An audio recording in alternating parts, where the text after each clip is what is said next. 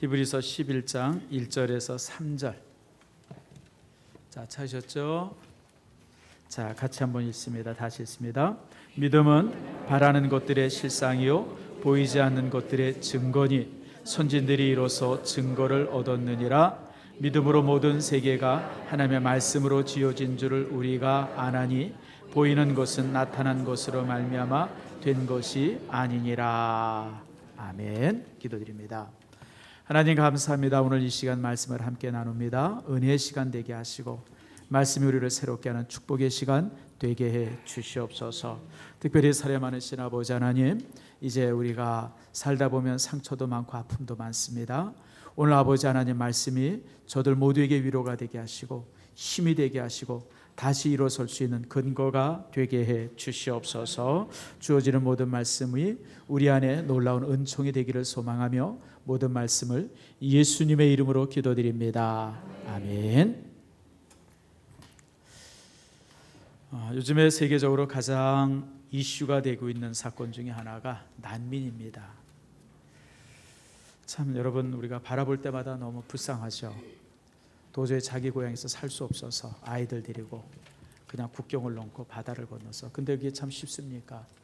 어느 나라가 그 난민들을 환영하는 데가 없잖아요. 여러분, 우리나라는 환영합니까? 우리나라도 사실은 이제 난민 신청이 1년에 꽤 많습니다. 근데 그 난민 신청이 받아들여져서 우리나라에 와서 정착하고 있는 사람들의 숫자는 극히 적습니다. 난민은 어느 나라도 환영하지 않죠. 특별히 유럽이라고 하는 나라 자체가 기독교 국가 아닙니까? 그러니까 이 난민들이 수십만이 몰려오게 되어지니까 이 정체성이 흔들리는 거예요. 나라의 정체성이 흔들리고, 또 이러다 보니까 이제 또 여러 가지로 또 이제 그 사람들이 직업 없이 오니까 경제적으로도 사회적으로 여러 가지 이제 어려움이 되어지죠. 근데 어제 제가 신문을 보니까 이 한 아이 둘이 이만한 그 보루박스 종이에다가 글을 써서 들고 있는 것을 봤어요. 그 뭐라고 썼냐면 이제 난민 가족인데, 나는 당신들의 빵과 물이 필요하지 않습니다. 내가 필요한 것은 이 국경을 건너갈 수 있는 자유입니다. 그걸 써들고 이 부모들이 이렇게 앉아 있는 그 모습을 제가 보면서 얼마나 참 가슴에 찡했는지 몰라요. 정말 살아보려고 살겠다고 그 무서운 땅에서 이제 탈출을 했어요. 근데 누구 하나 받아들이질 않죠. 그 어떤 삶의 의지, 그리고 내가 필요한 것은 정말 자유입니다라고 하는 자유에 대한 소망, 그것이 바로 이제 그들을 살게 하는 그 삶의 이유가 되어지죠. 우리가 살아보면서 내가 왜 살아야 하는가라고 하는 것은 참 중요한 이유가 되어집니다. 어떤 분들은 그런 얘기를 해요. 나는 자식 때문에 산다. 그 말도 맞아요. 정말 죽고 싶기도 하고 다 포기하고도 싶은데 자라나는 아이들 보니까 삶을 포기할 수 없는 참 그런 거. 그래서 자식의 삶의 어떤 그 근원이 되어지죠. 종종 또 어르신들은 나는 이제 밥심으로 산다, 그런 분도 있어요. 여러분 좀 우습죠? 나도 그 얘기를 옛날에 들을 때마다 굉장히 좀 우스웠어요. 근데요, 나이 들어보니까 그게 아니더라고요. 이게 여러분, 이 60이 넘으니까요, 옛날에는 한 끼 굶고 두 끼 굶어도 큰 문제가 없었는데 이제 60이 넘으니까요, 때 되면 되게 배고파요. 내가 왜 이런가? 때 걸르면 그냥 힘을 못 쓰겠어요. 그래서 요즘에 어르신들이 그 말들이 이해가 되더라고요. 우리 어르신들 모시고 사는 이 가정 부모님들 식사 제때 드리세요. 그 밥심으로 삽니다. 밥심으로. 사실 우리가 그것이 너무 단순한 말이고 좀 유치한 말이긴 하지만, 그러나 사실 여러분들, 그런 힘 없이 우리가 무슨 인생을 살아가겠어요. 그래서 사람들마다 각자마다 자신의 삶을 만들어가는 이유들, 또 살아야 할 이유들이 다 있게 되어지죠. 제가 얼마 전에 재미있는 책을 하나 봤어요. 다비드 칼리라고 하는 사람이 있어요. 나는 기다립니다라고 하는 책이에요. 어른들을 위한 동화책입니다. 이렇게 한번 처음부터 끝까지 보는데 5분도 안 걸리는 책이에요. 거기 이제 이렇게 끈을 가지고 쭉 이렇게 이제 연결하는 그 사람들의 얘기인데, 거기 이제 페이지마다 이런 얘기가 있어요. 나는 어렸을 때 빨리 키가 크기를 기다렸고, 그 다음부터 잠들기 전에 부모님들이 나에게 와서 뽀뽀해 주기를 기다렸고, 나이가 들어서는 그 오븐 앞에서 케이크가 빨리 익기를 기다렸고, 또 이제 비가 그치기를 기다렸고, 또 이제 크리스마스가 빨리 오기를 기다렸고 사랑을 기다렸고 그러면서 이제 마지막 페이지가 있어요. 마지막 페이지에서는 아이들이 나를 보러 오기를 기다렸다. 그게 삶의 이유라는 거예요. 여러분 나이가 늙으면 나이가 이제 한 80, 90 되어지면 소망이 뭐가 있어요? 자녀들이 찾아오는 거잖아요. 손주들 데리고. 여러분 이 추석에 우리가 무슨 뭐 맛있는 밥 해놓고 사실 그게 중요한 게 아니잖아요. 내 자식이 나를 보러 온다고 하는 것이 이게 얼마나 큰 기쁨이에요. 그런 얘기들을 이렇게 이제 책으로 쭉 쓰면서 그분이 그런 얘기예요. 기다림이 나를 살게 했던 힘이었었다라고 얘기를 해요. 그러고 보니까 또 그 말이 맞는 것 같아요. 여러분 우리가 얼마나 많이 기다려요. 여러분 우리가 이제 라면에 물 얹어놓고 라면 물 끓기를 기다리는 한 몇 분, 또 이제 어머님이 장 보러 나갔을 때 엄마가 돌아오기를 기다렸던 어떤 그 수십 분, 수업 시간에 수업이 빨리 끝나기를 기다렸던 한 서너 시간, 대학 합격자를 발표를 코앞에 둔 며칠, 군대 100일 휴가를 손꼽아 기다렸던 그런 어떤 몇 주, 또 아이가 태어나기를 고대해서 있었던 몇 달, 또 첫 출근 날을 기다렸던 몇 년, 이런 여러 가지 기다림들, 그 기다림이 우리 인생을 만들죠. 어떤 기다림은요 심장이 쉬지 않고 요동치기도 했고, 또 어떤 때는 초조함으로 목이 타기도 했고, 또 어떤 때는 흑독하기도 했어요. 지루하기도 했었습니다. 근데 그런 기다림이 나를 살게 하는 힘이었었어요. 아마 살면서 기다림이 없었다고 하면 우리가 얼마나 참 무료했을까, 참 그런 생각을 해봅니다. 그래서 다비드 칼리가 쓴 이 작은 어른들을 위한 동화라는 이 책은요 참 우리에게 참 많은 생각을 하게 해줘요. 그래, 그렇구나. 내가 지금까지 살아왔던 것이 수없이 많은 기다림이었었구나. 그 기다림이 내 삶에 힘을 주었구나. 여러분 그렇죠. 오늘도 우리가 얼마나 많은 기다림들이 있어요. 시간마다 사람에 대한 기다림도 있고, 어떤 사건에 대한 기다림도 있고, 그리고 초조하게도 기다리고, 또 어떤 그 부푼 가슴을 가지고 기다리는데, 그런 기다림이 나를 힘있게 만들고 살게 하는 힘이 되어지는 것이죠. 여러분 참 그러면서 이 책을 보면서 정말 기다림이 삶의 힘이었구나라고 하는 생각을 보게 되어집니다. 사실 우리 모두가 내가 이렇게 살아가는 삶의 힘이 무엇일까라고 하는 것에 대한 고민들이 참 많죠. 일찍이 이 문제를 가지고 고민했던 러시아의 문호였었던 톨스토이는 여러분 아주 잘 알고 여러분들이 많이 읽었던 책 사람은 무엇으로 사는가라고 하는 그 단편집에 보면 사람은 무엇으로 산다 그래요? 하나님의 사랑으로 산다고 얘기하지 않습니까? 사람은 참 이렇게 인간 안에 무엇이 있는지를, 또 이제 인간에게 허락되지 않은 것이 무엇인지를 몰라요. 그럼에도 불구하고 인간은 하나님의 사랑 속에서 매 순간순간의 삶들이 만들어져 간다라고 하는 것, 이제 그 책에서 말하죠. 맞아요. 어려운 기다림도 마찬가지지만 또 하나님의 사랑과 배려, 이런 모든 것들이 사실 우리 인생을 만들어가는 힘이 되어집니다. 오늘 특별히 이 부분 속에서 우리가 다시 한번 나는 무슨 힘으로 지금까지 살아왔고 또 지금 살고 있으며 앞으로 살아가야 되나라고 하는 답을 얻을 수 있는 축복의 시간이 되어지길 바랍니다. 종종 보면 믿지 않는 사람들 중에 나는 내 의지 때문에 살아갑니다 라고 말하는 사람들이 종종 있어요. 자기 의지, 자기 생각, 자기가 지금까지 경험했고 자기가 지금까지 목표로 했고 그런 것 가지고 그런 것이 내 삶의 힘이라고 말하는 사람들이 종종 있습니다. 특별히 현대인들이 그렇고 똑똑한 사람일수록 더더욱 그렇죠. 자기가 정한 어떤 삶의 어떤 목표들이 있지 않습니까? 그걸 향해서 정말 무섭게 매진하는 사람들을 이렇게 보면서 참 사람이 참 대단하구나, 그런 생각을 종종 해봐요. 자신의 의지, 자신의 확신들, 그것이 이제 자기의 삶의 힘이라고 말하는 사람들이 주변에 있습니다. 반면에 또 어떤 사람들이 이렇게 보면 아주 이익에 굉장히 민감한 사람들이 있어요. 다시 말하면 이익 때문에 살아가는 사람이에요. 아무리 그것이 옳고 아무리 그것이 바른 일이라 할지라도 이익되지 않으면 절대 움직이지 않아요. 반면에 그것이 부정하고 나쁜 일인데도 불구하고 그것이 유익이 된다고 그러면 그냥 그것에 움직이는 사람들이 종종 있어요. 참 그런 사람들 보면 무섭기도 하고요. 또 그런 사람들 보면 좀 불쌍하기도 해요. 참 어떻게 인생을 저렇게 살아갈까. 삶에서 주어지는 가치나 그런 것에 대한 그 어떤 고민도 없는 사람들이죠. 또 요즘에 이제 또 우리가 조심스러워진 것 중에 하나가 어떤 그 느낌으로 살아가는 사람, 나 자신은 어떤 그 느낌으로 산다. 그런 사람들이 있어요. 뭐 그렇게 표현하지 않지만 사실 요즘의 트렌드가 그렇습니다.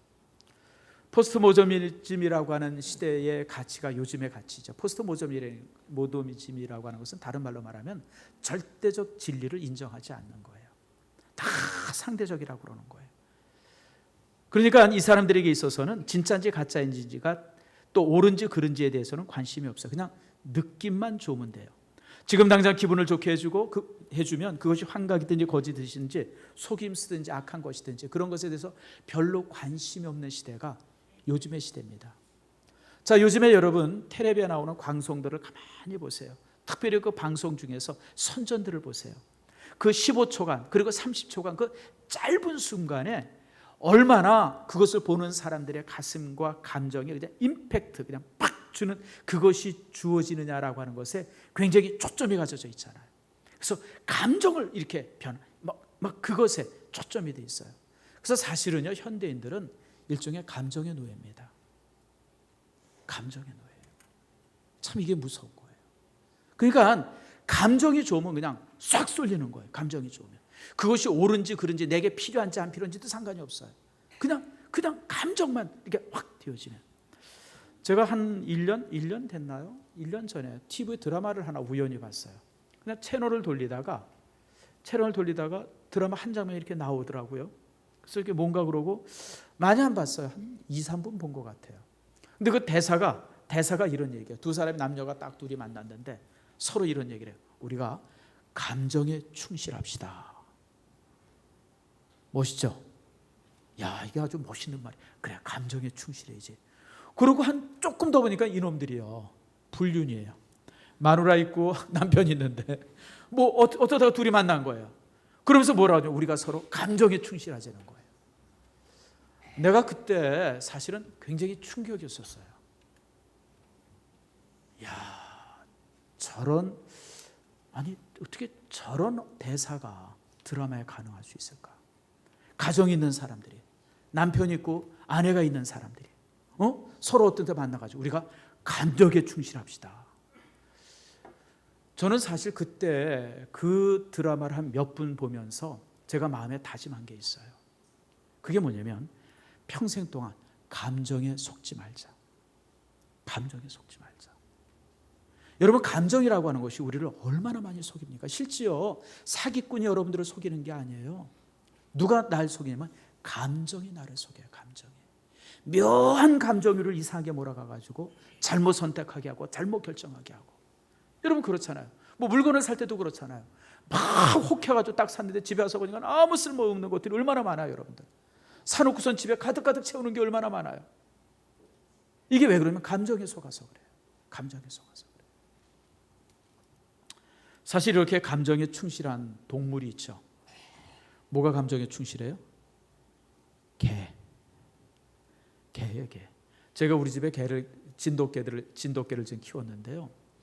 이놈이 이제 발전기가 되어져 온 동네 개들이 다 모여요. 그래서 내가 그랬어요. 야, 이놈아, 너는 진돗개가 줏대도 없다. 아니 똥개랑 아니 진돗개면 진돗개랑 놀아야지. 그냥 똥개랑 그냥 온갖 동네 개들이 다 와가지고 이게 도대체 누구 새끼인지도 모를 정도로. 그리고 그 개들이요, 한 번 모이면 가질 않아요. 그냥 돌 던져도 안 가고 막대기 던져도 안 가고요. 막 쫓아가면 도망가는데 내가 들어오면 다시 와요. 그래서 내가 그때 느낀 게 감정에 충실한 사람은 누구다? 개구나. 여러분, 개나 감정에 충실하지 사람들이 어떻게 감정에 충실할 수 있어요? 근데 이게 교회도 그런 게 들어와요. 교회도. 제가 고등학교 때나 이때 부흥에 참석해 보면요, 철저하게 말씀 배우는 시간이에요. 그러니까 70년대 60년대죠. 60년대 70년대 교회에서 부흥이 한다 그러면요, 2시간 3시간씩 그냥 말씀을 계속해서 배웠어요. 그래서 사실 그 당시 교회를 가면요, 제일 참 이렇게 그랬던 것이 이제 부흥회 때 가면 아이고 이게 오늘 한 3시간 하겠구나 4시간 하겠구나 막 그런 생각을 했던 적이 종종 있었어요. 그런데 이 부흥회가요 80년대 넘어오면서 이게 부흥회가 된 게 아니라 뭐가 돼버렸냐면 코미디하는 무슨 뭐 코미디 같이 돼 버렸어요. 그냥 웃고 떠들고 그러다 보면 시간 다 지나. 그런 사람이 또 방송 설교자 중에서 제일 인기가 있어요. 저는 그래서 우리 교회가 부흥회를 안 해요. 여러분 잘 아시는 것처럼 지금까지 우리 교회가 20년의 역사를 가졌지만 부흥회 딱 3번 해봤어요. 부흥회를 하면서 제가 느끼는 거는 별로 도움이 안 돼요, 교회 안에. 그리고 부흥회 끝나고 나서 교회 안에 뭐 여러 가지 영적 도움이 됐으면 좋겠는데 별로 그런 결과도 없고, 또 부흥회가 너무 힘들고 잘 모이지도 않고 요즘에. 그래서 참 이게 참 안타까운 모습이 되어졌더라고요. 이게 뭐냐면 값싼 은혜예요, 값싼 은혜. 교회가 값싼 은혜에 물들었어요. 그냥 예배 시간에 쭉 그러고 막 그리고 은혜 받았다 그러고 끝나요. 근데 그게 은혜 받은 거예요? 얘가 종종 얘기하죠. 그건 은혜가 아니라 흥분한 거예요. 막 찬송 부르고 열광하는 거, 이건 흥분한 거지 그게 은혜가 아니야, 여러분들. 은혜는 그런 것을 통해서 은혜가 오지 않아요. 그래서 여러분, 교회가, 성도들이 값싼 은혜에 취하면 안 돼요. 이런 값싼 은혜에 취한 사람들이 결국 이단들 되어지고 잘못되어지는 것들을 우리가 주변에서 얼마나 많이 봅니까? 진정한 은혜는 그렇게 해서 오는 것이 아니죠. 그러므로 여러분들, 우리가 참 요즘에 이제 세상의 트렌드죠. 어떤 의지, 어떤 그 감정, 또 어떤 이익, 이런 것이 어떤 그 삶에 어떤 그 이제 힘이 되는 사람들은 사실 여러분 잘못되어 있는 겁니다. 성도들이 그런 것에 흔들려서는 안 되죠. 그럼 성도들은 어떻게 살아야 되느냐? 오늘 우리가 읽은 이 본문의 말씀이 성도들은 어떻게 살아야 되는지를 설명하고 있습니다. 성도는 따라합시다. 성도는 믿음으로 산다. 아세요? 성도는 믿음으로 살아요. 근데 이 믿음이 누구를 향한 믿음이어야 돼요? 하나님을 향한 믿음이고 하나님의 나라에 대한 믿음이에요. 성도가 바라보는 믿음은 사람이 아니라 하나님이고 하나님의 나라에 대한 믿음인데, 여러분 우리가 종종 이것을 잘못 가질 때가 있어요. 우리 예수 믿는 사람이 대략적으로 이제 오랫동안 신앙생활하면 좀 착해지면서 사람에 대한 믿음들이 좀 많아지죠. 그러다 보니까 사기를 많이 당해요. 여러분들도 사기 종종 당하죠? 저도 많이 당합니다. 뭐 저는 있어서 당하는 게 아니라 그냥 난 지금도 기억나요. 지금도 어떤 분이 한번 찾아왔어요. 목사님 뭐 이러면서 자기 옛날 얘기를 하는데 그냥 막 눈물이 쏙 빠지도록 얘기를 해요. 그냥. 그래서 내가 그냥 그 사람 얘기를 들으면서 1시간 동안 1시간 한 반 들은 것 같아요. 그냥 눈물이 쏙 빠져라고 그냥 얘기를 듣는데 마지막이 뭐냐면 포항 내려가야 된대. 차비가 없대. 아니 내가 그래서 얼마나 황당한지. 야, 이게 참 이게 그렇구나. 여러분, 사람은 믿음의 대상이 아니라 사랑의 대상이고 이해의 대상이에요. 그러니까 사람을 너무 신뢰하지 마세요. 내가 볼 때 사람은요, 급하거나 무슨 일이 생기면 얼마든지 바뀔 수 있는 게 살아요. 저도 마찬가지예요. 저도 막 급한 상황이 되어지면 거짓말할 수 있고요. 급한 삶이 되어지면 다르게 말할 수도 있을 거예요. 왜냐하면 사람이기 때문에 그래요. 사람이기 때문에. 그러니까 사람은 이익 앞에서 굉장히 이렇게, 그래서 사람은요, 여러분 우리가 무엇을 믿는다라고 얘기할 때 그 믿음은 하나님과 하나님의 나라에 대한 믿음이 돼야 돼요. 다른 것에 대한 신뢰가 되어지면 우리 인생이 많이 이제 이렇게 잘못되어질 수가 있죠. 그래서 사도 바울은요, 고린도후서 5장 7절에 이렇게 말합니다. 따라합시다. 우리는 믿음으로 살아가지 보는 것으로 살아가지 아니합니다. 무슨 얘기인지 아시죠? 눈에 보여지는 것으로 살아가는 게 아니라 우리는 보이지 않는 하나님, 보이지 않는 하나님의 나라, 보이지 않는 하나님의 가치를 바라보면서 살아간다라고 하는 것, 이것이 바로 이제 이 믿음으로 산다고 하는 겁니다. 성도 여러분, 특별히 이제 그런 면에 있어서 우리가 예배 시간에 사도신경을 암송하는 것은 굉장히 중요해요. 우리가 이제 사도신경을 암송할 때 이제 이렇게 이렇게 예배 시간마다 항상 암송하잖아요. 근데 우리가 항상 암송하니까 무슨 주문하듯이 생각 없이 쭉 암송하는데, 여러분 사도신경의 암송은 예배 시간에 굉장히 중요한 의미가 있습니다. 뭐냐면 사도신경은 첫 단어가 뭐냐면 라틴어로 크레도 그렇습니다. 크레도는 뭐냐면 내가 믿습니다라고 하는 뜻이에요. 내가 믿습니다. 하늘에 계신 우리 아버지요, 내가 믿습니다. 예수 그리스도가 내가 믿습니다. 이렇게 해서 이제 쭉 진행되는 것이 사도신경이에요. 그래서 사도신경의 의미는 뭐냐면 내가 지금까지 눈에 보이는 수없이 많은 것들이 내 속에 있어서 내가 그것들을 바라보고 사는 사람이 아니라 눈에 보이지 않는 하나님, 눈에 보이지 않는 예수 그리스도, 눈에 보이지 않는 성령, 눈에 보이지 않는 교회의 하나됨, 그것을 바라보면서 내가 살아갑니다. 그 고백이 사도신경의 고백이에요. 그래서 사도신경의 고백은요, 우리가 예배를 드림에 있어서 굉장히 중요한 의미가 있어요. 성도 여러분, 여러분 모두가 믿음으로 살아가는 축복이 있기를 축원합니다.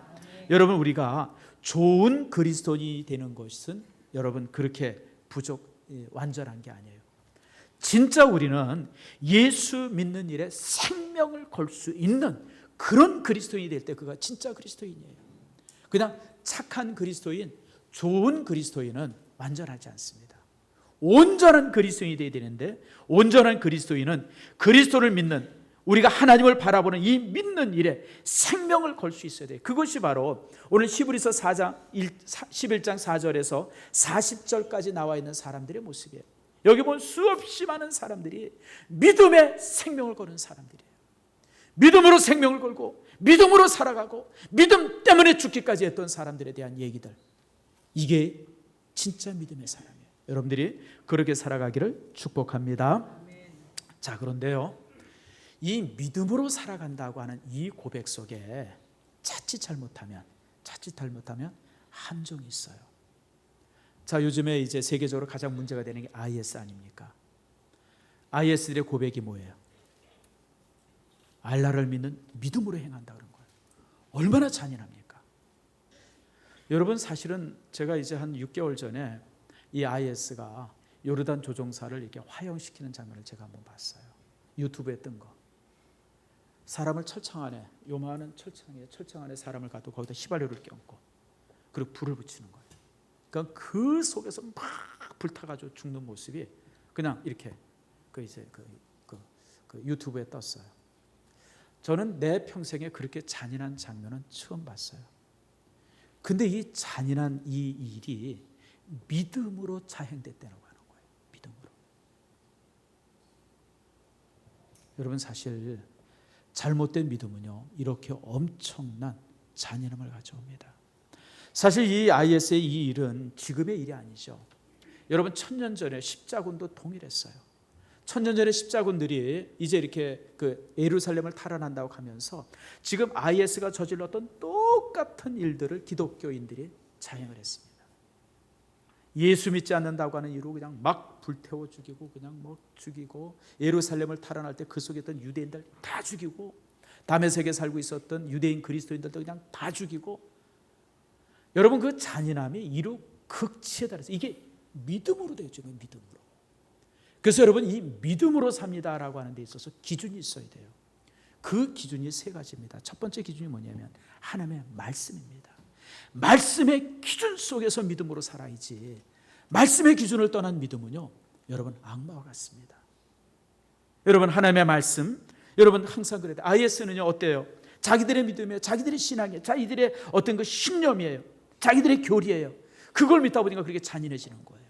1000년 전에 여러분 십자군 운동이 동일했어요. 우리는 항상 말씀으로 돌아가야 돼요. 말씀으로.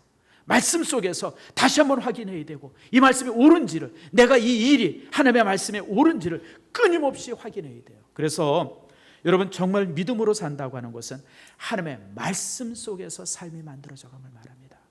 말씀을 떠난 믿음은 악마가 됩니다. 항상 기억하세요. 저는 주변에 그런 사람들 참 많이 봐요. 믿음이 좋은 사람인데, 믿음이 좋다고 그러는데 정말 윤리적이지 않아요. 사기꾼도 그런 사기꾼이 없을 정도로. 근데 내가 보니까 믿음은 좋은 것 같아요. 이게 왜 그런지 아세요? 말씀에 근거하지 않는 믿음 때문에 그래요. 자기 신념에 대한 믿음이에요. 자기에 대한 믿음이죠. 잘못된 믿음입니다. 여러분, 이단들 보세요. 이단들은 말씀과 아무 상관없는데 얼마나 열심히 살아요. 여러분, 그 이단들의 열심 바라보세요. 우리 개신교인들이 이단들의 열심, 여호와 증인이나 신천지 같은 열심을 가지고 있으면 우리 일산신속에 지금 10,000명 됐을 거예요. 진리 속에 있는 우리도 그런 이 목이 없는데, 이 이단 안에서 이 이단들이 얼마나 열심히 했어요. 얼마나 열심히 했어요. 그래서 여러분, 열심이라고 하는 것은, 믿음이라고 하는 것은 항상 하나님의 말씀에 근거해야 돼. 그래서 말씀에는 어떻게 하고 있는가를 끊임없이 살필 수 있는 이 살핌이 우리 속에 있어야 됩니다. 여러분, 예수님에게 돌을 떡으로 만들려고 하는 유혹을 사단이 하지 않습니까? 이 유혹은요, 경제가 제일 중요하고 의식주가 제일 중요하다고 하는 얘기예요. 너의 능력을 딴 데 사용하지 말고 먹는 것에 사용하라고 하는 그런 유혹이죠. 이 유혹 앞에 예수님의 대답이 뭡니까? 사람이 떡으로 사는 것이 아니라 하나님의 말씀으로 산다라고 답하시죠. 의식주는 인간에게서 가장 기본적인 욕구입니다. 그러나 그 욕구보다 더 중요한 욕구가 있어요. 하나님의 말씀에 대한 욕구예요.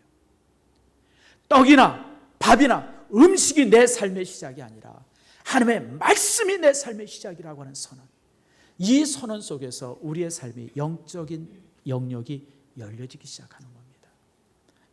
성도 여러분, 우리 성도들이 정말 어느 순간 사람은 빵으로만 살 수 없고 하나님의 입으로 나오는 말씀으로 산다고 하는 진리를 깨닫는 그 순간 우리의 삶은 빵의 차원이 아니라 영의 차원으로 승화가 되어집니다. 그때부터 우리의 삶은 하나님의 입으로 나온 말씀으로 삶이 만들어지고요, 그때부터 영혼의 창이 열려지기 시작합니다. 성도 여러분, 정말 우리가 모든 게 그래요. 우리가 빵 한 조각을 이렇게 봅시다. 음식이 빵 한 조각이 이렇게 주어져 있어요. 이것을 음식으로 바라보는 것과 하나님의 어떤 그 믿음을 통해서 바라보는 것이 굉장히 다릅니다. 여러분, 빵 한 조각이 내 앞에 있을 때 허기가 지고 먹으면서 내일을 걱정한다고 그러면 그것은 빵 하나에 불과해요. 그러나 그 한 조각을 먹으면서 그 빵을 내게 공급해 주신 하나님의 사랑과 자비를 느낄 때는 그 빵 한 조각이요, 감사와 자족이 있고 내일의 염려에 대해서 우리는 벗어날 수 있습니다. 그래서 우리가 빵으로 사는 것이 아니라 하나님의 말씀으로 산다고 하는 것이 굉장히 중요해요. 그 결단이. 성도 여러분, 여러분 모두가 하나님의 말씀으로 살아가는 축복이 있기를 축원합니다. 동시에 또한 이 말씀으로 살아간다고 하는 것은 사랑으로 살아간다고 하는 거예요. 사랑으로. 말씀도 꼭 독한 말씀만 가지고 살아가는 사람들이 종종 있어요. 아니에요, 여러분. 말씀은 사랑입니다. 하나님은요, 하나님의 사랑은 많은 일들 중에 하나님의 사랑이 하나가 있는 게 아니라 하나님은 사랑이 모든 하나님의 전체입니다. 그래서 따라합시다. 하나님은 사랑이시다. 하나님은 사랑이라고 하는 한 단어로 모든 것이 설명이 되어져요. 천지를 창조한 것이 하나님의 사랑 아닙니까? 인간을 구원한 것이 하나님의 사랑이고 우리를 구원하기 위해서 예수 그리스도를 이 땅에 보내주시고 그 아들을 죽게 한 것이 하나님의 사랑이에요. 심지어는 우리를 향한 책망조차도 하나님의 사랑이에요. 여러분, 하나님에 대해서 사랑 없이 설명될 수 있는 것은 아무것도 없어요. 하나님은 사랑이시기 때문에 그래요. 동시에 하나님은 사랑이시기 때문에 우리는 그 하나님의 사랑을 받은 자로서, 그리고 또 그 받은 하나님의 사랑을 베풀면서 살아갈 때 그것이 바로 믿음으로 사는 것이고 그것이 바로 말씀으로 살아가는 것이에요. 성도 여러분, 저는 종종 믿음으로 잘 산다, 아까도 비슷한 얘기지만 말씀으로 살아간다고 그러는 사람들이 사람들 앞에 굉장히 잔인한 사람들을 봐요. 아주 독한 사람들을 종종 봐요. 여러분, 그거는 믿음을 제대로 못 깨달은 거예요. 말씀의 의미를 모르는 거예요. 모든 하나님의 말씀은 사랑인데 하나님의 사랑을 깨닫지 못하면 말씀을 깨닫지 못하는 것이죠. 여러분, 그래서 사랑이란 우리가 이 땅을 살아가야 할 삶의 이유죠. 요즘에 이제 난민 이야기 다시 한번 제가 말씀드리지만 난민 이야기가 이렇게 되어지면서 우리가 참 많은 생각을 하죠. 그런데 그러다가 가끔 이제 좋은 소식이 들려져요.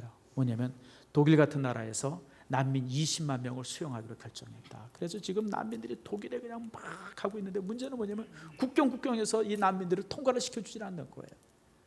혹시 자기 나라에 남을까 봐. 그래가지고 지금 뭐 아무튼 그냥 뭐 참 그래요. 근데 그런 독일의 그런 소식을 들을 때 우리 마음이 얼마나 훈훈해요. 내가 사랑은 베풀지 않지만 다른 사람이 이렇게 사랑을 크게 베풀고 있는 모습을 볼 때 그냥 마음이 그렇게 훈훈해지며 아, 세상은 참 아직도 살만하구나, 이런 걸 깨닫게 되잖아요. 그래요, 여러분.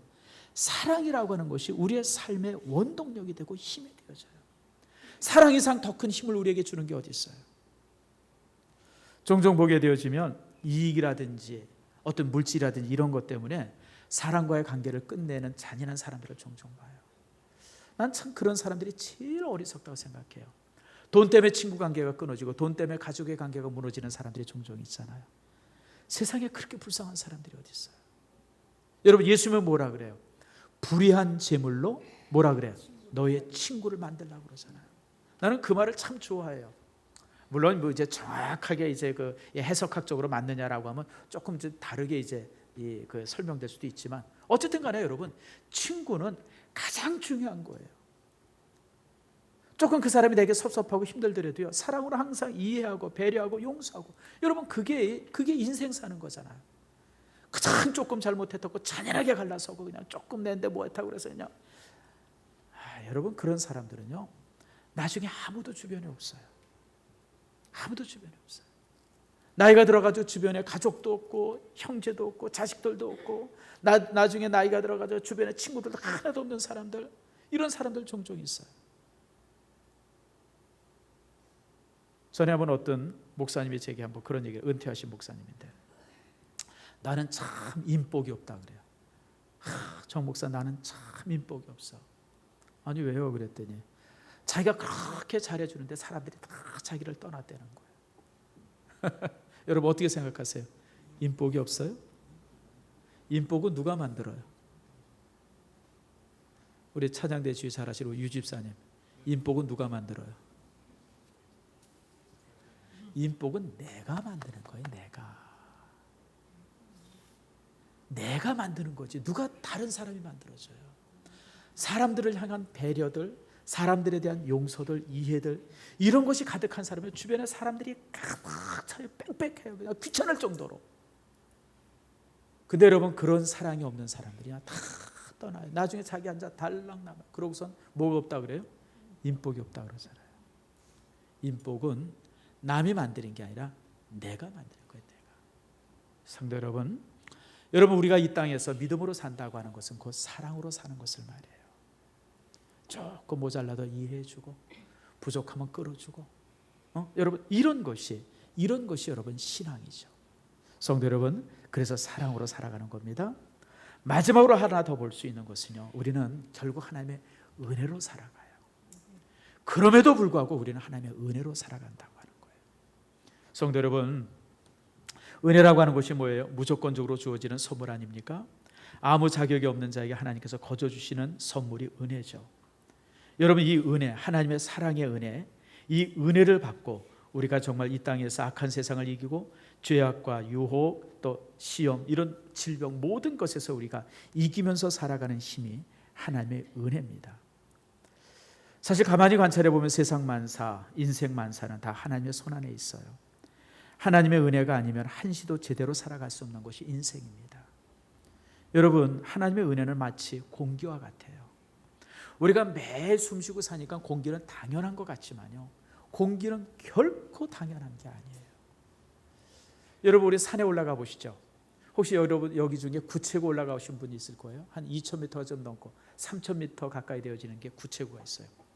여러분, 사람이 한 3,000m만 올라가도요 잘 못 걸어가요. 산소가 희박해서.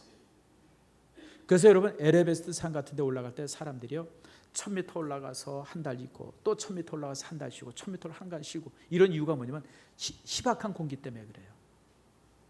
그 공기 때문에. 그러니까 여러분, 우리가 매일 누리는 이 수없이 많은 것들은요, 이게 놀라운 은혜라고 하는 걸 여러분 기억하세요. 전에 한번 제가 TV에서 봤던 다큐멘터리 프로그램 중에 이제 참 재미난 프로그램이었었어요. 진화론적으로 지구를 설명하는 프로그램이에요. 저는 목사지만 그런 거 잘 봐요. 52억 년 전에 뭐 이렇게 불덩어리가 이렇게 우주 먼지가 모여가지고 불덩어리가 되었고, 그 불덩어리가 모여가지고 뭐 식어가지고 뭐 지구가 되어지고 거기에 물이 생기고, 그리고 무슨 몇 억 년 전에 무슨 뭐 세포가 만들어지고 뭐 단세포 생물이 만들어졌다가 뭐 지금 이렇게 사람이 되었다. 그래서 이게 한 몇 부작으로 그걸 쭉 설명을 하더라고요. 그래서 그 나레이터가 아주 마지막에 재미난 얘기를 하더라고요. 뭐라고 그러냐면, 그런데 이 우리가 살고 있는 이 지구는 수천 가지의 기적에 모여 있기 때문에 우리가 사는 겁니다. 그런 얘기를 해요. 몇 가지요? 수천 가지의 기적. 요즘에 이 천문학자들 중에 우주 물리학자들이 계속 찾고자 하는 것이 뭐냐면 지구와 똑같은 별이 이 은하계 안에 있는가, 그걸 찾느라고 그냥 뭐 지금 난리가 나요. 그래서 뭐 가끔 신문에 보면 수십억 광년 떨어진 곳에, 수천 광년 떨어진 곳에 뭐 지구와 비슷한 크기와 비슷한 환경이 있는 별이 있다, 뭐 이러면서 이제 이렇게 얘기를 해요.